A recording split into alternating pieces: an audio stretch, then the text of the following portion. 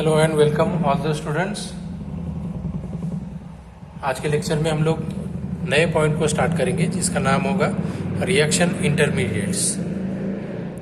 Heading लगा दें, reaction intermediates. क्या लगाएंगे?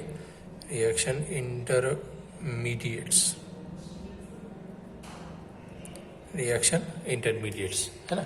मतलब रिएक्शन के अंदर में कोई अगर रिएक्शन चल रही है, उसका मैकेनिज्म अगर देख रहे हैं तो उसके अंदर में अलग अलग टाइप के जो कॉन्सेप्ट्स हम यूज़ करते हैं, है ना। तो उसको सीखना है कि रिएक्शन के अंदर में कौन कौन सी इंटरमीडिएट्स आएंगे, है ना।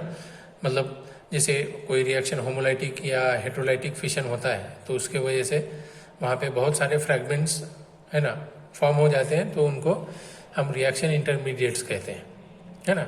जैसे कि कार्बोनियम आयन किसको कहेंगे, कार्बेनियंस किसको कहेंगे, कार्बन फ्री रेडिकल किसको कहेंगे, या कार्बीन किसको कहेंगे, तो या कार्बोकैटायंस किसको कहेंगे, तो वो चीज़ें हमें इस पॉइंट में सीखनी है, ठीक है।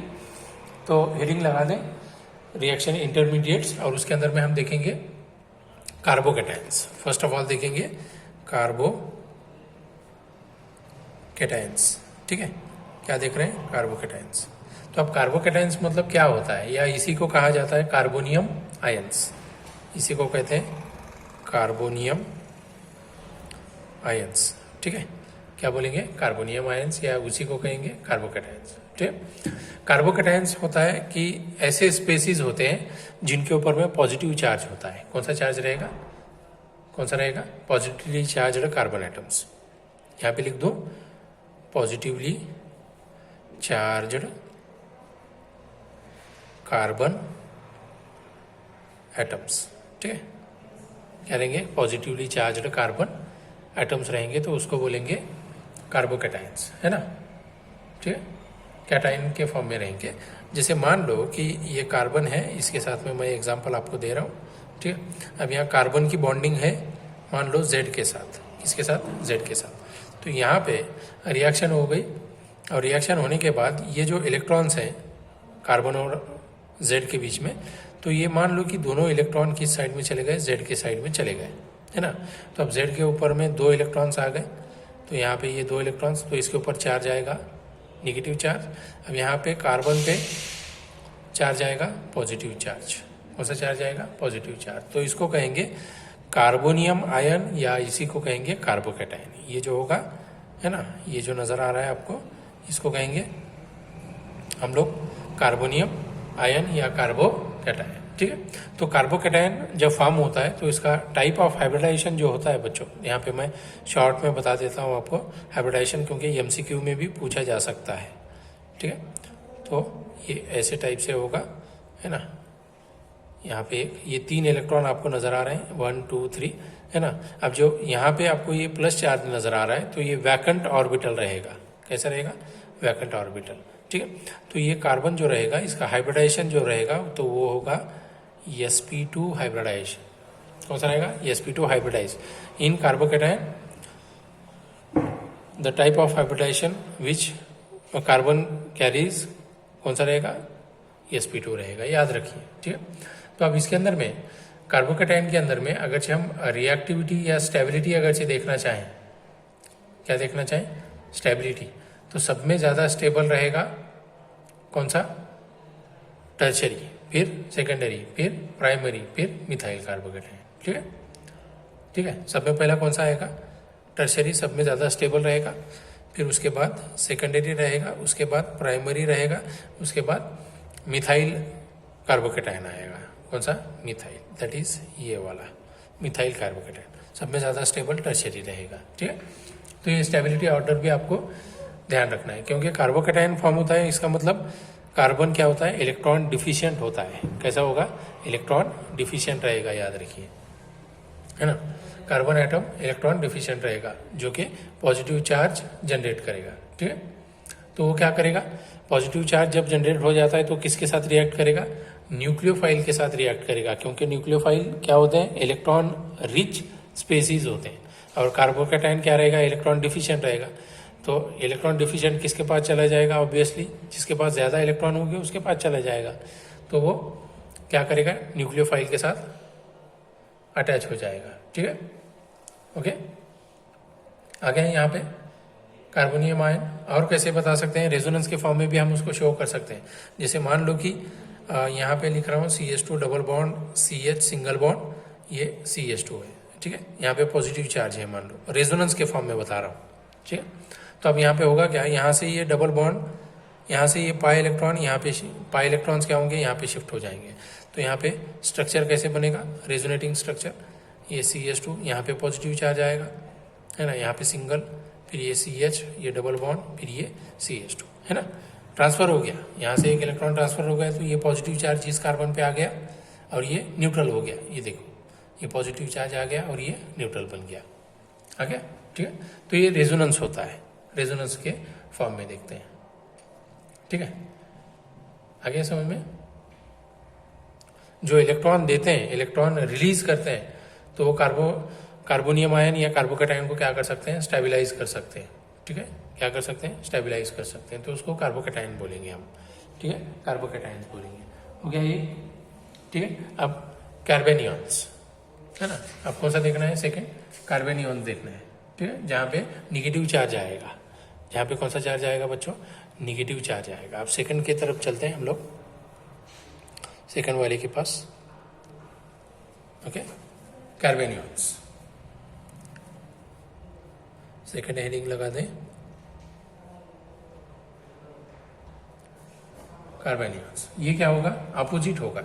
यहाँ पे ऑर्गेनिक जो आयन्स होंगे विच कंटेन निगेटिवली चार्ज, है ना, है ना, यहाँ पे क्या होगा, निगेटिवली चार्ज्ड कार्बन होगा। क्या होगा, निगेटिवली चार्ज्ड कार्बन एटम होगा, निगेटिवली चार्ज्ड कार्बन एटम रहेगा। ठीक है, बात समझ में आ रही है, निगेटिवली चार्ज रहेगा इन द सेंस। अब इसका एग्जांपल देखते हैं हम लोग। जैसे पहले हमने देखा था, मान लो कि ये कार्बन और इसी के साथ ये इसके इलेक्ट्रॉन्स, और ये बॉन्डेड है Z के साथ। ठीक है, अब यहाँ पे ये जो दो इलेक्ट्रॉन्स हैं, ये दोनों ही इलेक्ट्रॉन किसके साइड में चल जा रहे हैं, कार्बन के साइड में। ठीक है, तो यहाँ पे कार्बन पे चार्ज कौन सा आएगा बच्चों, ये निगेटिव चार्ज आएगा, और Z के ऊपर में कौन सा चार्ज आएगा, पॉजिटिव चार्ज आएगा। तो इसको कहेंगे कार्बेनियॉन्स। इसको क्या कहेंगे, कार्बेनियॉन्स। अब ये कार्बेनियॉन्स कैसे फॉर्म होंगे, हेट्रोलाइटिक फिशन से फॉर्म होते हैं। कौन से, हेट्रोलाइटिक फिशन जब होता है तब फॉर्म होते हैं, इसको बोलेंगे कार्बेनियॉन। ये क्या रहेंगे, कार्बेनियॉन्स होंगे। यहाँ पे कार्बन पे कौन सा चार्ज आएगा, निगेटिव चार्ज आएगा, तो उसको कार्बेनियॉन कहेंगे। बात समझ में आ रही है। ठीक, तो यहाँ पे अगरचे हम लोग हाइब्रिडाइजेशन अगरचे देखेंगे तो इसका हाइब्रिडाइजेशन होता है sp3। क्या रहेगा, sp3। ठीक है, तो इसका भी स्ट्रक्चर हम लोग ड्रॉ कर सकते हैं यहाँ पे। जैसे मान लो कि ये कार्बन है, यहाँ पे एक इलेक्ट्रॉन लगा दिया, ठीक है, ओके, और यहाँ पे एक साइड में एक चल जाएगा, तो ये निगेटिव चार्ज है इसके ऊपर, तो यहाँ पे ये लोब्स, यहाँ पे ये लोन पेयर ऑफ इलेक्ट्रॉन, तो ये कैसा रहेगा, sp3 रहेगा बच्चों। कार्बोकैटायन में sp2 और कार्बोनियन में sp3 रहेगा, याद रखिए। ठीक है ना। अब यहाँ पे हम लोग अगर से देखें तो स्टेबिलिटी क्या हो सकती है ना, स्टेबिलिटी कैसी रहेगी, किस टाइप से देख सकते हैं स्टेबिलिटी, टर्शरी, फिर सेकेंडरी, फिर प्राइमरी। मतलब स्टेबिलिटी ज़्यादा बढ़ती जाएगी, सब में ज़्यादा होगी प्राइमरी की, फिर सेकेंडरी, फिर टर्शरी। यहाँ पे उल्टा होगा, यहाँ पे प्राइमरी सब में ज़्यादा स्टेबल रहेगा, फिर सेकेंडरी आएगा, फिर टर्शरी आएगा, याद रखिए, है ना। अपोजिट देख रहे हैं, अपोजिट होगा यहाँ पे, है ना। स्टेबिलिटी ऑफ कार्बेनियॉन्स कैसे रहेगी, सब में ज़्यादा प्राइमरी, फिर सेकेंडरी, फिर टर्शरी। आगे समझ में, क्यों, क्योंकि प्राइमरी में इलेक्ट्रॉन डोनेटिंग कम रहेंगे, सेकेंडरी में एक बढ़ जाएगा, टर्शरी में और बढ़ेंगे। तो जितने इलेक्ट्रॉन डोनेटिंग ग्रुप रहेंगे उतनी स्टेबिलिटी कम रहेगी, याद रखिए, कार्बेनियॉन में। और कार्बोकैटायन में जितने इलेक्ट्रॉन डोनेटिंग ज़्यादा रहेंगे उतनी स्टेबिलिटी ज़्यादा रहेगी, याद रखिए। बात समझ में आ रही है, ओके, बात समझ में आई है ना। ठीक है, ये स्ट्रक्चर भी देखा हमने, ये कार्बेनियॉन्स होंगे। ठीक है, अब नेक्स्ट देखते हैं फ्री रेडिकल्स। नेक्स्ट क्या देखेंगे, फ्री रेडिकल्स के बारे में देखेंगे।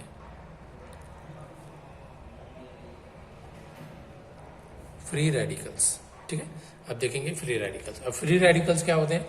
फ्री रेडिकल्स मतलब जहाँ पे सिर्फ सिंगल इलेक्ट्रॉन प्रेजेंट रहेगा, दोनों भी जो बॉन्डेड होते हैं कार्बन और दूसरे जो भी, तो free radicals, carbon free radicals कहेंगे। जैसे एग्जांपल मान लो कि ये कार्बन बॉन्डेड है जेड से, किसके साथ? जेड के साथ कार्बन, और ये बॉन्डेड है जेड के साथ। यहाँ पे क्या होगा कि दोनों की इलेक्ट्रोनेगेटिविटी क्या रहेगी? सेम रहेगी।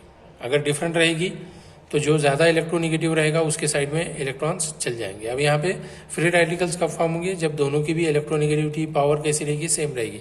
जैसे ये कार्बन, ये 3 इलेक्ट्रॉन, एक यहाँ पे इलेक्ट्रॉन, ये 2 में से एक कार्बन पे चला गया और एक किस पे जाएगा? जेड पे जाएगा। तो ये जो फॉर्म होंगे तो इनको कहेंगे रेडिकल्स, फ्री रेडिकल्स। अब यहाँ पे कार्बन पे नजर आ रहा है तो इसको बोलेंगे कार्बन फ्री रेडिकल। क्या बोलेंगे? कार्बन फ्री रेडिकल, है ना। या तो दूसरे अगर चाहें तो उसको रेडिकल्स कह सकते हैं, फ्री रेडिकल्स, क्योंकि एक इलेक्ट्रॉन दोनों पे भी आएगा, है ना। फ्री रेडिकल में क्या होता है?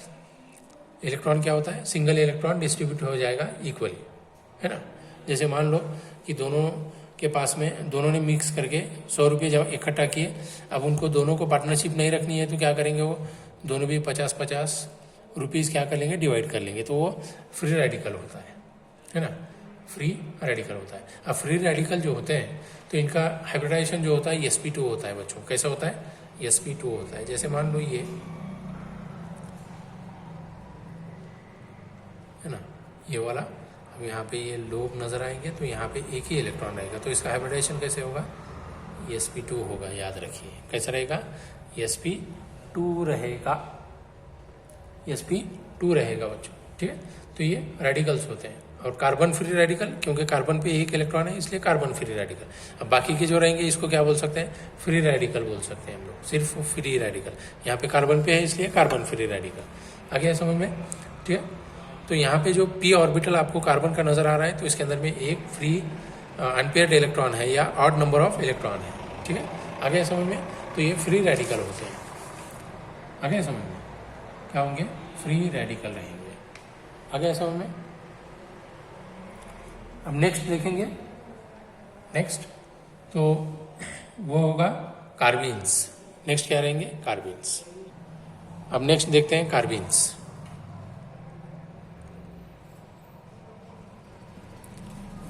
है ना। कौन सा देख रहे हैं? कार्बीन्स।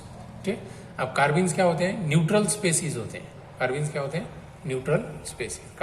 कार्बीन्स are neutral species having carbon atom with 2 bonded and 2 electrons to complete their octet, है ना।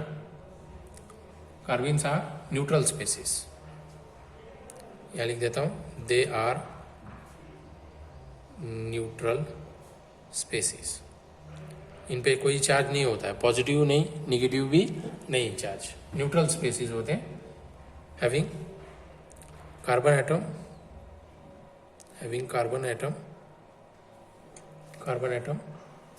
with 2 bonds। कितने बॉन्ड्स होंगे? 2 बॉन्ड्स होंगे एंड 2 इलेक्ट्रॉन्स। 2 बॉन्ड रहेंगे और 2 इलेक्ट्रॉन्स रहेंगे। तो इनका ऑक्टेट कंप्लीट करने के लिए कितने इलेक्ट्रॉन चाहिए? 2 तो बॉन्डेड है, मतलब वहाँ पे 4 हो गए, है ना, और ये 2 इलेक्ट्रॉन्स, तो ये कितने? 6 रहेंगे। तो कितने चाहिए आउटर शेल कंप्लीट करने के लिए? और 2 इलेक्ट्रॉन्स की जरूरत रहेगी। तो यहाँ पे अगरचे हम उसका स्ट्रक्चर अगरचे देखना चाहें तो कैसे देख सकते हैं? मान लो ये कार्बन है और यहाँ पे एक बॉन्ड है, मान लो हाइड्रोजन से जॉइंट है, यहाँ पे एक हाइड्रोजन है, ठीक है, तो ये हाइड्रोजन से जॉइंट हो गया। ठीक है, अब यहाँ पे ये 2 इलेक्ट्रॉन, जैसे कि मैंने पहले बताया आपको, 2 बॉन्डेड रहते हैं, 2 अनपेयर्ड रहते हैं। ठीक है, और ये क्या होता है? ये वैकेंट होता है, वैकेंट p ऑर्बिटल। तो इसका जो हाइब्रिडाइजेशन रहेगा वो रहता है sp2 रहता है। कैसा रहेगा? sp2 रहेगा, याद रखिए। ठीक है, ओके। अब जैसे मान लो क्लोरोफॉर्म को हमने रिएक्ट कर दिया स्ट्रॉन्ग अल्कली के साथ, जैसे अल्कोक्साइड है, मान लो अल्कोक्साइड। ठीक है, तो इसका एग्जांपल कैसे देंगे? एग्जांपल देखो, chloroform CHCl3 plus RO alkoxide है ना।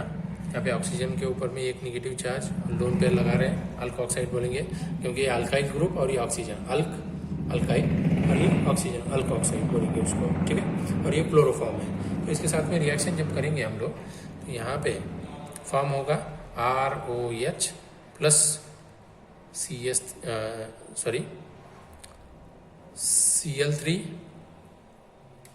और ये C यहाँ पे माइनस, क्योंकि यहाँ से सिर्फ क्या हो गया, सिर्फ हाइड्रोजन विदाउट इलेक्ट्रॉन ऑक्सीजन के साथ में चला गया, तो ये ROH बन गया।